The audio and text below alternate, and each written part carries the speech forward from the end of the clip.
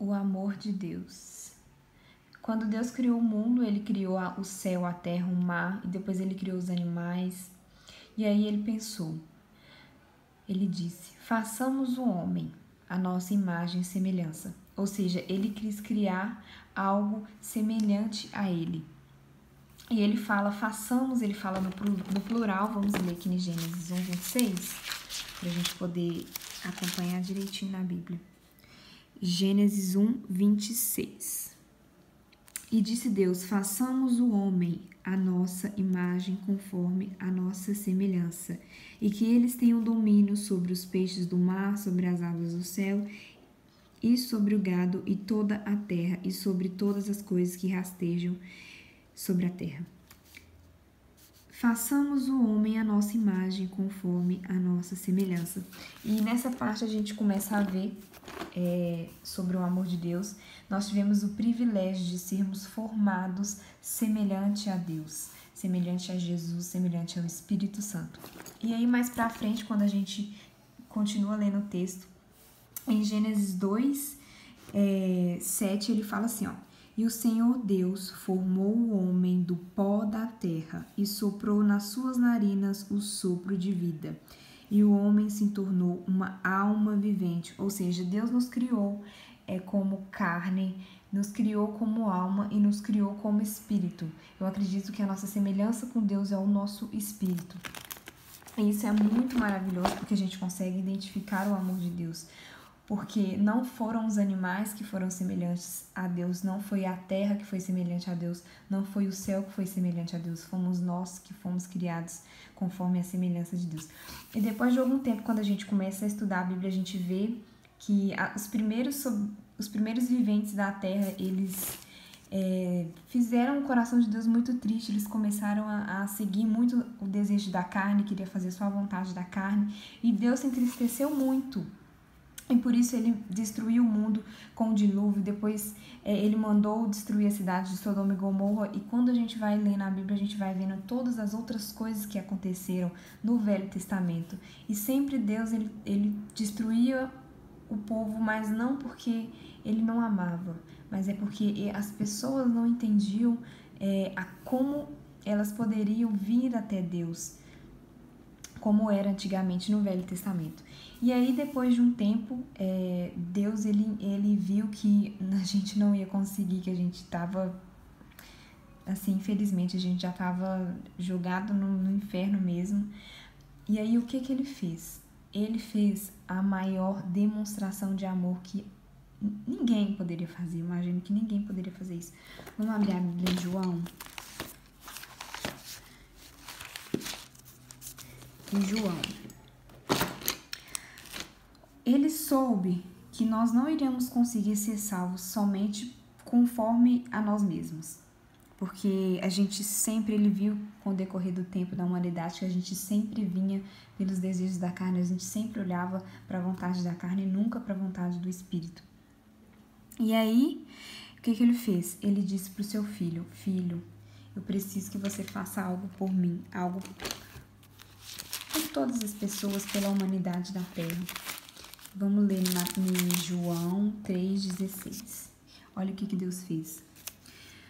Porque Deus amou tanto o mundo, porque Ele amou tanto a gente, Ele amou tanto que Ele não sabia mais o que Ele fazia para a gente poder entender o seu amor, que Ele deu o seu Filho unigênito, ou seja, Ele pediu para Jesus vir, Ele enviou Jesus, para que todo aquele que nele creu, ou seja, para que nós que acreditamos e que sentimos e que queremos acreditar, para que a gente não pereça, ou seja, para que a gente não morra, para que a gente não viva uma vida medíocre, para que a gente não viva uma vida sem ser santos diante de Deus, para que a gente não viva uma vida miserável, para que a gente não viva uma vida somente de dor, para que a gente não viva uma vida cheia de coisas ruins, de doenças ruins, de pensamentos ruins, pensamentos suicidas, para que nada disso aconteça, mas para que tenhamos a vida eterna. Ou seja, o que Ele fez? Ele pegou o seu filho e falou assim, filho, vai ao mundo, viva como eles, ensine eles, quebre todas as regras que as pessoas criaram sobre mim, sobre como eu queria que fossem as coisas.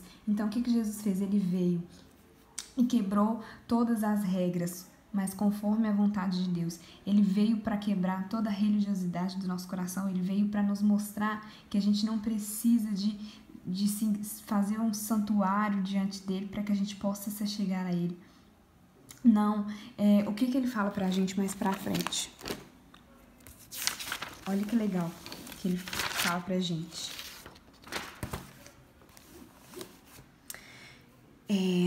Vamos ler em João mais pra frente, em João, capítulo 14. Olha que maravilhoso. Não se turbe o vosso coração, credes em Deus e credes também em mim. Na casa de meu pai há muitas mansões. Se não fosse assim, eu vos teria dito, vou preparar-vos um lugar. E quando eu for, eu vos preparar o lugar, e eu voltarei e vos receberei para mim mesmo, para que onde eu estiver, ali possas estar vós também. E para onde eu for, vós sabeis o caminho, vós conheceis. E olha mais para frente o que ele fez. Em tudo quando pedires em meu nome, eu farei para que o Pai seja glorificado no Filho. Se me pedires alguma coisa em meu nome, eu o farei. E se me amares, guardarei os meus mandamentos e orarei ao Pai, e ele vos dará outro Consolador, para que ele possa habitar convosco para sempre. O que Jesus fez? Ele orou a Deus e pediu a Deus para nos deixar um Consolador, porque ele viu que se ele não deixasse com a gente algo dentro da gente, que a gente ia perecer, que a gente ia morrer, que a gente não ia conseguir.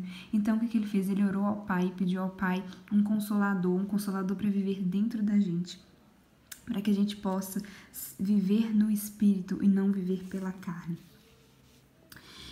Mas o Consolador, que é o Espírito Santo, que o meu Pai enviará em meu nome, ele vos ensinará todas as coisas e vos trará a lembrança de todas as coisas, tudo quanto eu vos tenho dito. Ou seja, Jesus deixou para nós o Consolador. Deus enviou Jesus e Jesus pediu ao Pai, o Pai deixou para a gente o Consolador, e esse Consolador, ele vive dentro de nós para todos que crerem, aqueles que crerem, nós que cremos, ele nos deu o Consolador. E esse Consolador é que nos ensina a caminhar no Espírito, nos ensina a ter uma vida santa diante de Deus. É o Consolador que nos traz todas as lembranças que a gente tem guardado sobre tudo que a gente aprende. É o Consolador que nos dá todo o entendimento sobre a Bíblia. É o Consolador que nos faz nos enxergarmos a Deus. Ou seja, então todas aquelas regras que existiam antigamente, que o povo não conseguiu cumprir, e que Deus fez Jesus vir para quebrar, porque ele queria a nossa intimidade, ele queria o livre acesso. E é isso que nós temos, através do Espírito Santo, nós temos livre acesso a Deus. Então isso é mais uma forma de Deus, que Deus nos amou, é mais uma forma de amor de Deus revelado a nós através da cruz. Era isso que eu queria falar para vocês. Por favor, compartilhe esse vídeo com alguém. Vamos espalhar sobre o amor de Deus. Vamos entender sobre a graça de Deus. Vamos entender por que nós somos salvos. Por que nós temos livre acesso a Deus. É isso.